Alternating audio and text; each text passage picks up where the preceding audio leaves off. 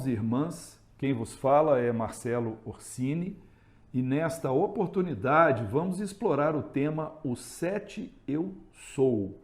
Trata-se de 7 passagens peculiares e exclusivas do Evangelho de João, dito Evangelho espiritual, nas quais Jesus se declara através dos Eu Sou e, seguido de um conceito, se declara o Cristo de Deus e nos apresenta o caminho para a unificação definitiva com o nosso Pai. Realmente devemos lembrar que Jesus, no próprio Evangelho de João, no capítulo 14, versículo 6, ele disse: ninguém vem ao Pai senão por mim. Então, se nós pretendemos esta aproximação paterna, essa unificação com Deus a caminho da luz, como expressou o Espírito Emmanuel, devemos, portanto, procurar o conhecimento através das palavras e dos ensinamentos do Cristo para que possamos fazê-lo conscientemente. Naturalmente, a nossa aproximação de Deus, ela jamais acontecerá por uma preferência paterna, por estarmos ligados a essa ou aquela religião, ou por algum processo automático após a desencarnação, simplesmente porque deixamos o corpo físico. Não. Nós vamos nos avizinhar do Pai por sintonia vibracional que requer o progresso moral de todos nós, o progresso moral do nosso espírito, quando nós ficamos plenamente alinhados com a lei de justiça, amor e caridade. Falamos então do Cristo e falamos de Jesus. Em João, no capítulo 1, nós verificamos que enquanto João Evangelista, ele mesmo descreve, ele caminhava ao lado de André e Simão Pedro, os dois irmãos, André, dirigindo-se a Pedro, anuncia no versículo 41, encontramos o Messias, que quer dizer Cristo. Então, a palavra Cristo significa, na tradução, o ungido, e na interpretação, aquele que está impregnado de Deus, que está permeado de divindade. E Jesus é a humanização desse Cristo, através do corpo físico de Jesus, da personalidade de Jesus, o Cristo de Deus, o Cristo cósmico, essa força cósmica, se manifestou aos homens e, por isso, talvez Jesus intitulasse a si mesmo como Filho do Homem, muitas vezes ao referir-se a si próprio. Em João, ainda no capítulo 8, versículo 58, Jesus se revela aos fariseus, revela a sua origem, ainda indecifrável à humanidade, dizendo: em verdade vos digo, antes de Abraão ter nascido, eu sou. Então, esse termo eu sou é muito significativo, porque ele implica essa origem anterior de Jesus, anterior à nossa imaginação, indecifrável para nós, uma origem paterna do Cristo, que não se trata da filiação consanguínea de Jesus, não se trata da filiação de raça de Jesus, mas uma filiação transcendente diretamente de Deus, onde habita a centelha divina. Nós vamos então apresentar quais são essas 7 passagens e onde exatamente elas se encontram no Evangelho de João, no Novo Testamento. Jesus então estatuiu.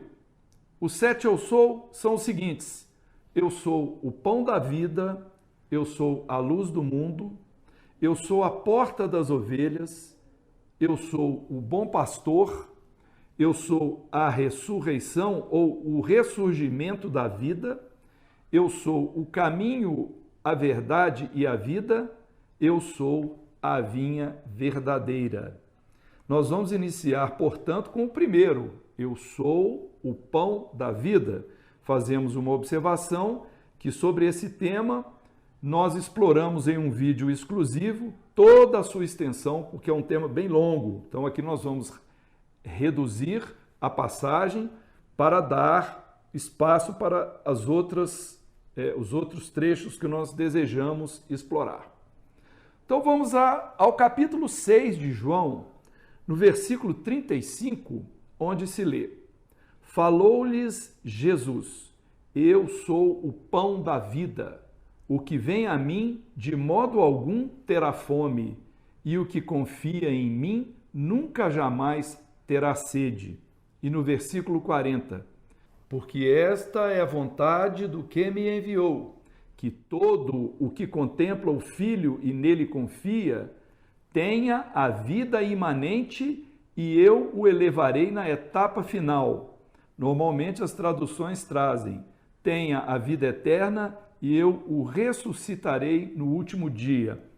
Mas nós preferimos a tradução do autor Carlos Torres Pastorino. Antecede a este momento em que Jesus se declara o pão da vida, a primeira multiplicação dos pães, aquele episódio onde Jesus, junto à multidão, alimentou a todos com o pão material.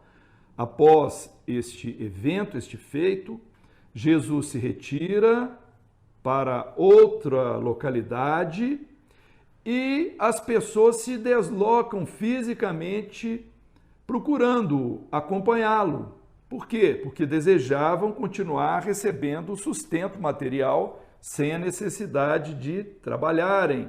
Não estavam interessadas, de fato, nas demonstrações de Jesus, as demonstrações da sua evolução crística. E Jesus havia esclarecido aos judeus, está no versículo 32 deste capítulo, Moisés não vos deu o pão do céu, mas meu Pai vos dá o verdadeiro pão do céu.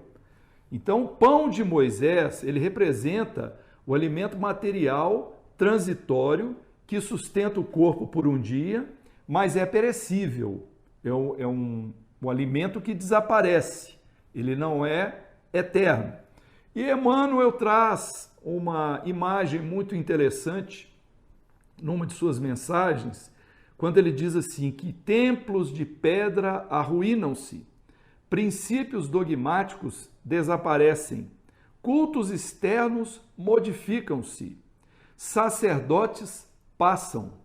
É preciso encontrar o pão espiritual, aquele que desce do céu, alimento divino e eterno, que cai do celeiro inesgotável de Deus, através das palavras dos espíritos mais evoluídos que nós outros. Então, o Cristo se preparava, como dissemos, para transmitir um novo ensinamento, o caminho da unificação da criatura com o Criador. E diferencia, portanto, essas duas espécies de alimento, o pão espiritual, o pão que é o alimento perene, do pão transitório, que é para o corpo físico.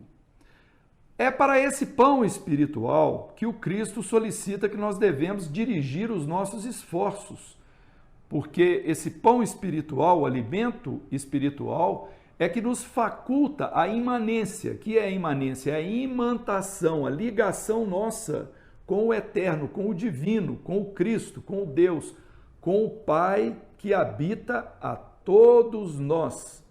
Porque o caminho para Deus não é um caminho externo, é um caminho íntimo, onde Deus se encontra de fato no nosso íntimo, está presente na centelha divina que habita em nós, habita o nosso espírito. Lucas registrou esse entendimento nas palavras de Jesus no capítulo 17, versículos 20 e 21. O reino de Deus não vem com aparência exterior, está entre vós. E no versículo 35 de João, do capítulo 6, Jesus então afirma: Eu sou o pão da vida, o que vem a mim de modo algum terá fome, e o que confia em mim nunca jamais terá sede. O pão da vida, portanto, o verdadeiro pão da vida, é o sustento, a base da vida, a centelha divina, a substância da vida, E quando ele diz quem vem a mim, quem se liga a mim, quem se conecta em vibração, em pensamento comigo, quem se conecta com o princípio divino que habita em cada um de nós, jamais terá fome, estará saciado para sempre. Que fome é essa? É o desejo de nós encontrarmos solução, de nós conseguirmos realizar os nossos desejos quando eles apontam para o superior. É o desejo de que a nossa fé e a nossa esperança continuem sendo a mola que nos impulsiona em direção à nossa verdadeira iluminação espiritual, para que a gente ultrapasse os embates da vida.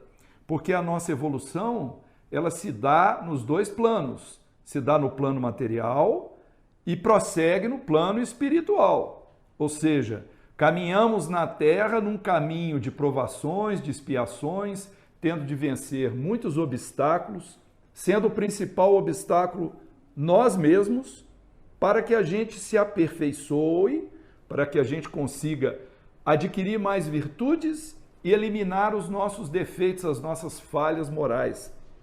Mas acontece que quando nós desencarnamos, quando nós transpomos o além-túmulo e adentramos a esfera espiritual, nós precisamos e vamos ter de continuar evoluindo moralmente.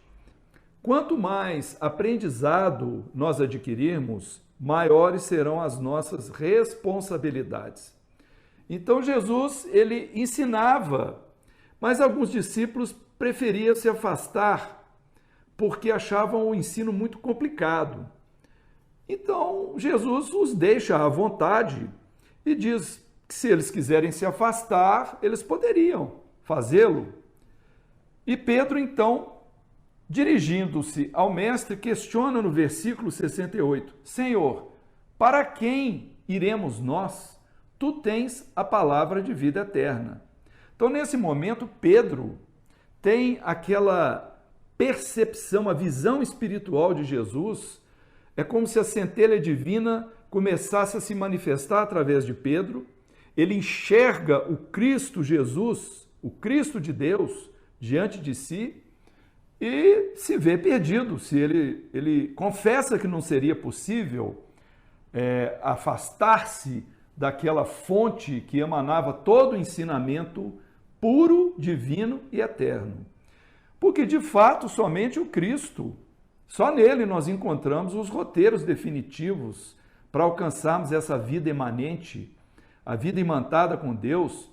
Por isso, João registrou no versículo 40, esta é a vontade do que me enviou, que todo aquele que contempla o Filho e nele confia, tenha a vida imanente, e eu o elevarei na etapa final, ou seja, até a evolução máxima para Deus. Muito bem, vamos então passar para a segunda declaração de Jesus. Eu sou a luz do mundo. Vamos ler em João, agora no capítulo 8, a partir do versículo 12. Então Jesus falou-lhes de novo, dizendo, eu sou a luz do mundo. Quem me segue, de modo algum, andará nas trevas, mas terá a luz da vida. Disseram-lhe, pois, os fariseus, tu dás testemunho de ti mesmo, teu testemunho não é verdadeiro. Respondeu Jesus e disse-lhes, embora eu dê testemunho de mim mesmo, meu testemunho é verdadeiro, porque sei de onde vim e para onde vou, mas vós não sabeis de onde venho, nem para onde vou. Vós escolheis segundo a carne, eu não escolho a ninguém. Se escolho, minha escolha é verdadeira, porque não sou só, mas eu e quem me enviou. E eles lhe perguntaram, onde está teu pai? Respondeu Jesus, não vedes nem a mim, nem a meu pai. Se me visseis, também veríeis meu pai. João Evangelista registrou no versículo 4 do capítulo 1 do seu evangelho o seguinte, nele, Deus, estava a vida, e a vida era a luz dos homens. O Cristo afirma que é a luz que veio a este mundo. Portanto, Jesus, manifestando Cristo, expressa que é a luz, que traz toda a emanação que vem diretamente de Deus, é a própria divindade. Nós sabemos que no conceito da doutrina espírita, Deus e Jesus não são a mesma coisa. Deus é o Deus absoluto, o Criador, e Jesus é o co-criador em plano maior, que manifestou o Cristo de Deus, a centelha divina, a representação, manifestação mais perfeita do Pai que nós tivemos contato, a humanidade teve contato e conhecimento. E no capítulo 8, versículo 12 de João, diz assim: quem seguir esta luz jamais andará em trevas. Portanto, não é uma luz física que nós temos de seguir, trata-se da evolução espiritual. É disso que se trata o ensino.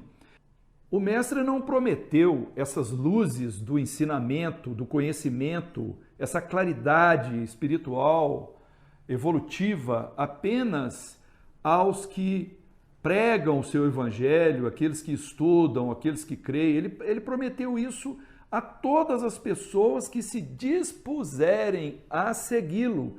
Então é a doação de luz da vida, porque o influxo do Cristo, o Cristo, a força cósmica, está em todos nós, através da centelha divina do nosso espírito. Primeira bem-aventurança registrada em Mateus, Sermão do Monte. Bem-aventurados os pobres de espírito, porque deles é o reino dos céus. Pobre de espírito, o que está no início da faixa evolutiva, o simples, o ignorante, o que não sabe. A ele é prometido por determinismo evolutivo, o reino dos céus, a evolução máxima, a aproximação de Deus. E Jesus veio então trazer para nós o caminho, o roteiro, as instruções para que a gente consiga encontrar essa senda para a nossa evolução. No capítulo 5 de Mateus, que é dentro do Sermão do Monte, no versículo 14, Jesus diz assim: vós sois a luz do mundo, não se pode esconder uma cidade edificada sobre um monte. Então, assim como ele diz, eu sou a luz do mundo, e diz, vós sois a luz do mundo, significa que nós somos da mesma essência do Cristo. Todos nós temos a essência de Deus em nós. Nessa condição mais íntima, não há diferença entre nós e Jesus no sentido do Cristo que o habita.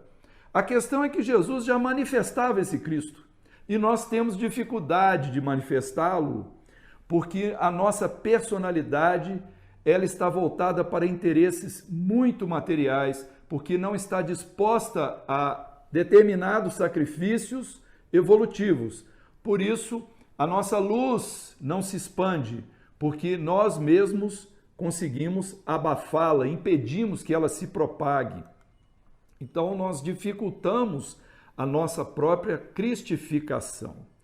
O versículo 14 trouxe para nós, portanto, sei de onde vim e para onde vou, mas vós não sabeis de onde venho nem para onde vou. Então, isso não é Jesus falando, é o Cristo falando, pela sua origem transcendente. Não é a pessoa da consanguinidade, é a força cósmica de Deus expressando, vocês não têm condição de saber a minha origem. Nós até hoje não temos. Não basta dirigir a palavra aos judeus do passado. Até hoje nós estamos tentando entender a sua origem transcendente e ela extrapola as nossas esferas intelectivas. Mas Jesus também diz assim: vós escolheis segundo a carne e eu não escolho ninguém. Justamente porque as nossas escolhas, elas se baseiam muito na impressão da nossa vida na matéria. Os nossos objetivos geralmente são voltados para as questões materiais e passionais, emotivas, sensibilidade do nosso corpo, as nossas preferências intelectivas que nos levam muitas vezes ao orgulho, ao egoísmo, à vaidade. Então Jesus mostra que Acima disso, a escolha deve ser como a escolha do mestre. O mestre não escolhe ninguém, as pessoas é que o escolhem, justamente porque ele está acima das questões da matéria. No versículo 19, ficou registrada a pergunta a Jesus: onde está teu Pai? E ele responde: não vedes nem a mim, nem a meu Pai. Se me visseis, também veríeis meu Pai. Então, quem está falando é o Cristo. Eles estavam se dirigindo ao homem Jesus. O homem Jesus tem a filiação paterna consanguínea, mas o Cristo de Deus que habitava Jesus e que estava se expressando não tem essa filiação. A sua origem é transcendente, como dizemos, e é o Cristo cósmico. Portanto, não é possível realmente não foi possível que os judeus vissem o Pai através de Jesus, assim como também nós não vamos conseguir ver se nós não evoluirmos espiritualmente primeiro. É preciso esse esforço de estudo, de compreensão, de assimilação da lei de Deus e de vivência para que a gente possa ver o Pai, ver o Cristo. Vamos então passar para o terceiro eu sou. Eu sou a porta das ovelhas. Isso ficou registrado no capítulo 10 do Evangelho de João, a partir do versículo 1. Em verdade vos digo, o que não entra pela porta do aprisco das ovelhas, mas sobe vindo de outro lugar, é ladrão e assaltante. Mas o que entra pela porta, esse é pastor das ovelhas. A este abre o porteiro, e as ovelhas ouvem sua voz. E ele chama pelo nome suas ovelhas e as conduz para fora. Cada vez que conduz para fora todas as suas, vai adiante delas, e as ovelhas o seguem, porque conhecem a voz dele. Mas de modo algum seguirão o estranho, antes fugirão dele, porque não conhecem a voz dos estranhos. Jesus disse esta parábola, mas eles não compreenderam o que era que lhes falava. Disse então Jesus de novo: em verdade vos digo, eu sou a porta das ovelhas. Todos quantos vieram em meu lugar são ladrões e assaltantes, mas as ovelhas não os ouviram. Eu sou a porta. Se alguém entrar por mim, será salvo, e entrará, sairá e achará pastagem. Nós percebemos aí, então, uma comparação de um assunto pastoril, onde nós temos uma condição em que um pastor, cuidando das ovelhas num curral, se confronta com o ladrão que vem roubar. Então, são duas coisas opostas, um fazendo bem, o outro fazendo mal. Era costume na época que à noitinha os animais eram recolhidos, ao aprisco, e enquanto os pastores dormiam, um deles ficava tomando conta, ficava de vigia, para evitar justamente que viessem os ladrões tentar roubar as ovelhas. Pela manhã, os pastores dirigiam-se aos animais e emitiam um som gutural, um canto, que os animais reconheciam, e iam seguindo essa voz pelo campo, em direção à relva para se alimentarem. Então, nós vemos aí um simbolismo muito interessante, em que nós precisamos descobrir essa porta que faz chegar até nós a voz do Pai. E nós, como ovelhas, vamos segui-lo. Essa porta, o Cristo Jesus explicou que é a porta estreita. É a porta da evolutiva. Ela exige esforço, superação, não é a porta larga das facilidades materiais. Não é por essa porta que nós evoluímos. E, portanto, o mundo está repleto de portas enganadoras. Como diz Emmanuel, elas dão entrada e não oferecem saída. Se tornam armadilhas para os nossos espíritos.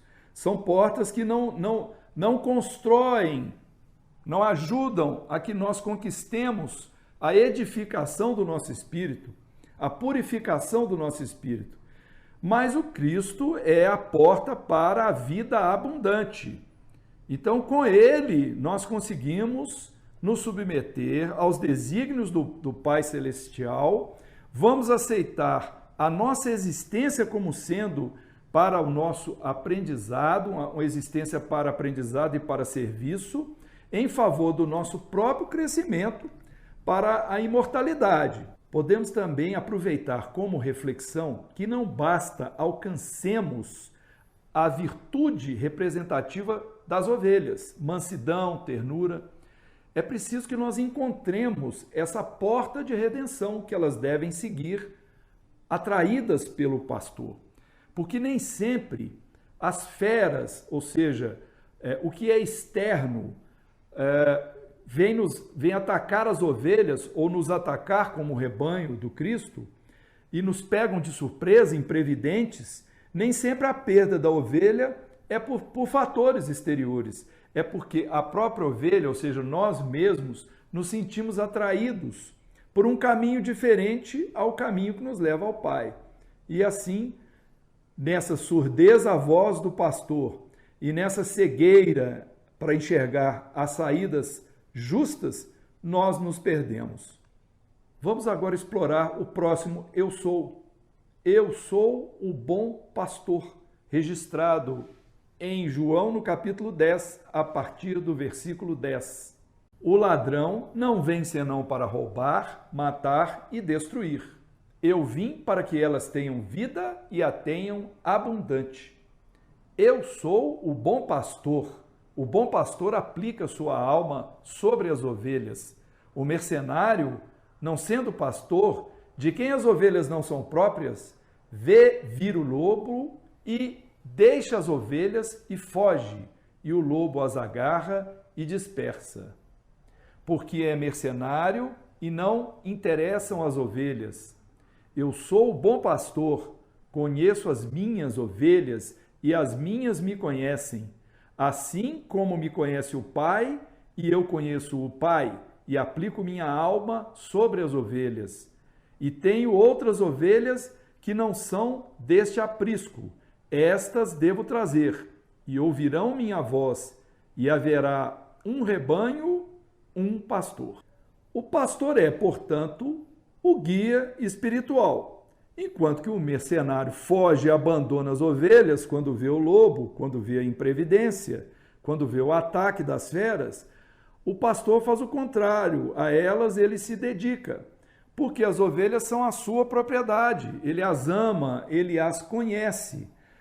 Agora, há ovelhas que não são do seu rebanho, não são do aprisco, e é preciso reuni-las para que haja um só rebanho e um só pastor. Ou seja, muitos de nós não estão ainda seguindo o caminho que nos leva ao Pai, que nos leva a Deus. Mas Deus age de tal maneira a recolher todos nós para o seu rebanho, a trazer toda a humanidade para junto de si.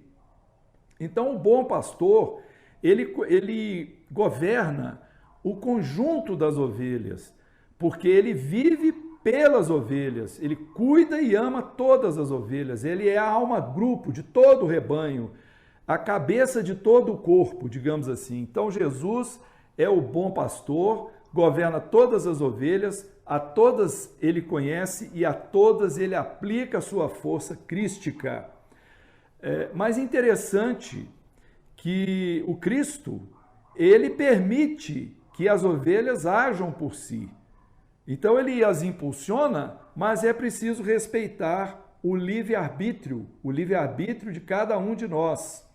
É preciso respeitar e permitir que nós, ovelhas do bom pastor, trabalhemos pessoalmente pela nossa própria evolução. Nós devemos construir esse trabalho, esse caminho sozinhos e assumirmos responsabilidade plena pelos nossos atos.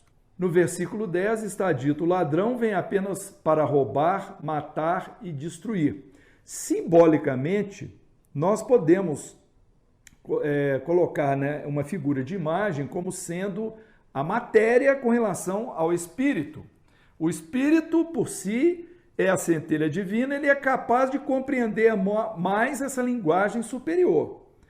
Mas a nossa personalidade, pela influência da matéria, do nosso corpo de carne, as sensações do corpo físico, as emoções, os descontroles emocionais, a nossa parte intelectiva que julga, que compara. Então, tudo isso são fatores que atrapalham a evolução do espírito, contrariam a evolução, dificultam a evolução. E então podemos dizer que a matéria nesse caso, ela representa aí o ladrão do espírito, ou como está lá no término da oração do Pai Nosso, quando nós fazemos o pedido, livra-nos do mal, que podemos interpretar como ajuda-nos, Pai, a superar a matéria, porque ela nos mantém afastados do campo espiritual, nos mantém afastados da evolução para a luz. Então, esse desprendimento da matéria, ele vai sendo feito aos poucos, com a reeducação da nossa maneira de pensar e das nossas emoções, do nosso entendimento a respeito do assunto. No versículo 10 está dito também, eu vim para que elas tenham vida e a tenham abundante. Ou seja, nós, as ovelhas, não conseguimos conquistar a paz na terra com a abundância das riquezas materiais, das nossas posições sociais. Isso não é suficiente para nos levar ao caminho evolutivo da pureza espiritual. Nós precisamos da abundância dos valores espirituais, de valores definitivos que devemos passar a ser detentores. Interessante o seguinte pensamento de Emmanuel: no jogo de forças exteriores, jamais encontraremos a iluminação necessária. Ou seja, de fora para dentro, não vamos conquistar nenhuma evolução. Só de dentro para fora, desse movimento do ímpeto nosso, do impulso pelo esforço evolutivo de construção. Então Jesus nos encheu, nos preencheu com a sua presença sublime, nos indicou que nós não devemos nos basear em facilidades efêmeras, em riquezas perecíveis, mas ao contrário, nas riquezas definitivas, nas aquisições eternas para a nossa alma. Vamos passar agora para o eu sou seguinte. O próximo eu sou. Eu sou o ressurgimento da vida ou a ressurreição e a vida. João capítulo 11. Disse-lhe Jesus: eu sou o ressurgimento da vida. Quem crê em mim, mesmo se morreu, viverá. E todo o que vive e crê em mim, certamente não morrerá. Crês isto? Na tradução comum nós encontramos eu sou a ressurreição e a vida, ou seja, no sentido de trazer de volta o que está morto, o que está esquecido. Eu sou o ressurgimento da vida, é uma tradução que implica essa força que coloca o erguimento, nos coloca de pé novamente diante das dificuldades evolutivas. E essa força é a força crística, porque o espírito está sujeito durante a sua encarnação às provas e expiações, entendendo expiação como sendo aquelas dívidas do passado, de vidas anteriores, que nós temos que reparar. Então elas surgem adiante de nós muitas vezes, nos pegam de surpresa e quando não estamos preparados ficamos revoltados, sentimos um imenso sofrimento em deparar com essas dificuldades naturais, porque não temos lembrança daquilo que ficamos em dívida com a lei em experiências pregressas. Mas também podem surgir provas, ou seja, são os óbices colocados adiante de nós por Deus para, vamos dizer assim, testar o nosso mérito, colocar à prova o nosso espírito, a nossa condição evolutiva. Então, para tudo isso, todas as vezes que nós passarmos por essas situações, nós vamos, sem dúvida, precisar dessa força crística para nos reerguer. E só o Cristo nos dá luz e esperança. Só Ele fornece as forças necessárias ao reerguimento do nosso espírito. Vamos passar agora, meus irmãos, ao episódio seguinte. Eu sou o caminho, a verdade e a vida, registrado em João, no capítulo 14.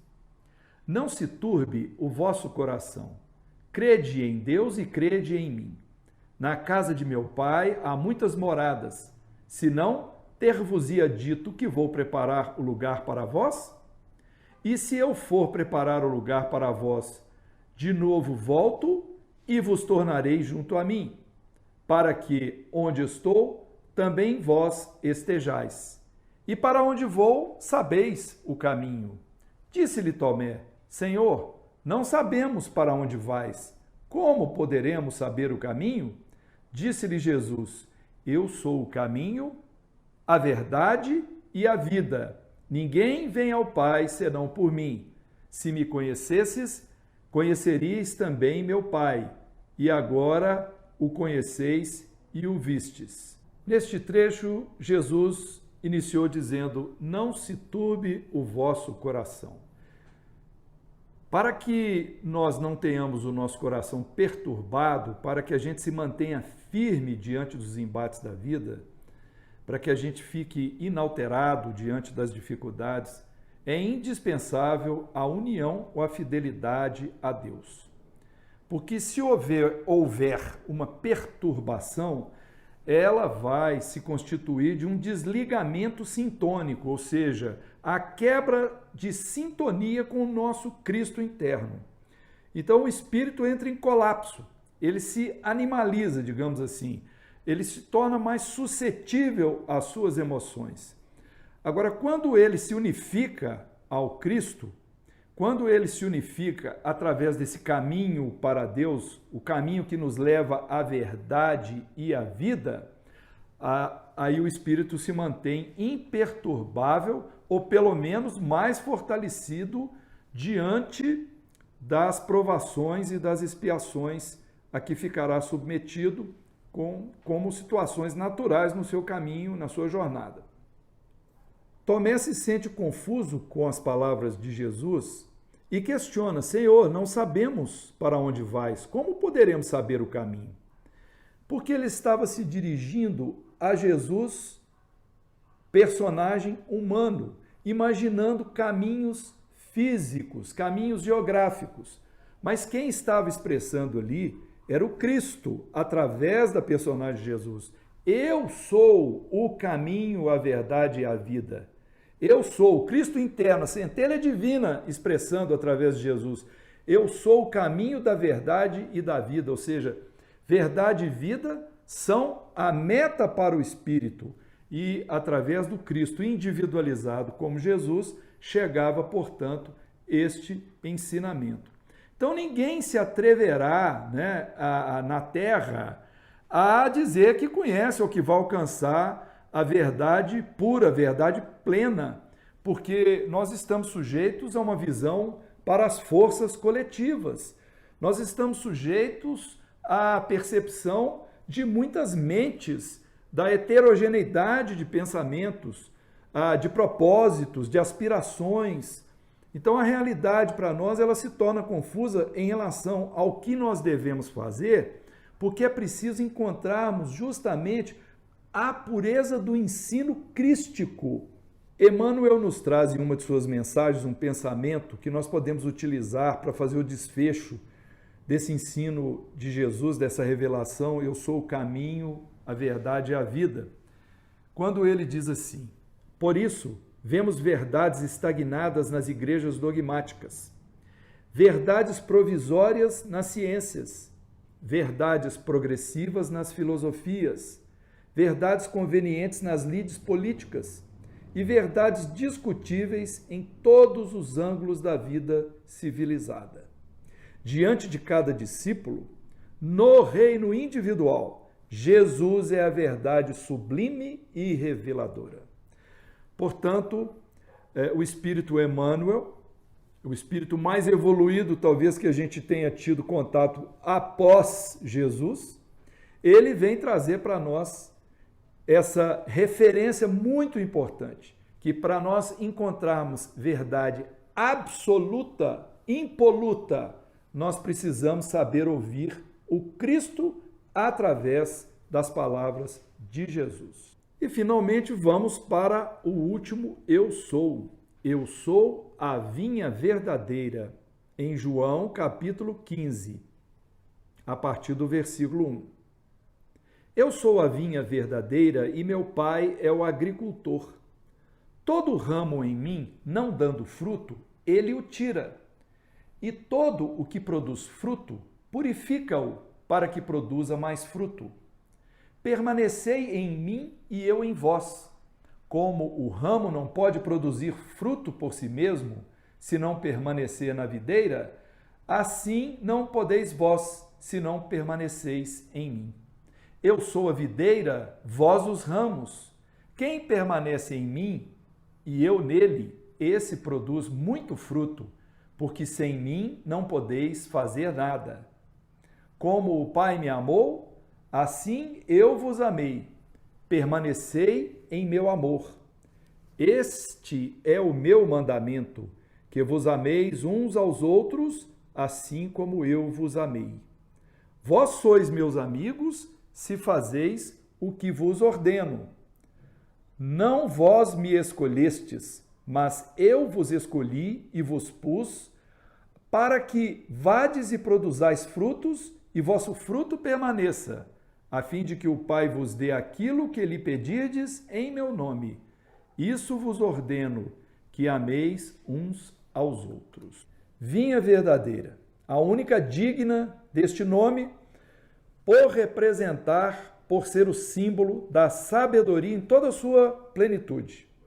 A videira se expande em numerosos ramos e o agricultor, que é o pai, está sempre atento a cuidar dos brotos que vão surgindo, que somos nós à medida que nos conectamos a ele. Emmanuel traz um pensamento muito sublime a respeito disso. O pai é a alma de tudo, a essência do universo. Para que lhe sintamos a presença em nossa compreensão limitada, concedeu-nos Jesus como sua personificação máxima. Então, quais são as condições para a nossa união com o Cristo? Primeiro, que sejamos da mesma natureza como os ramos o são da vinha. Então, nós precisamos nos unir em essência com essa força cósmica através da lei de Deus que nós estamos aprendendo. Que sejamos um só corpo com Ele, que Ele nos alimente com a sua seiva. Eu sou a videira, vós os ramos. Então vamos compreender bem, não se trata, mais uma vez, vamos insistir, de Jesus com relação aos discípulos, mas do Cristo com relação a todos nós. O Cristo é a videira.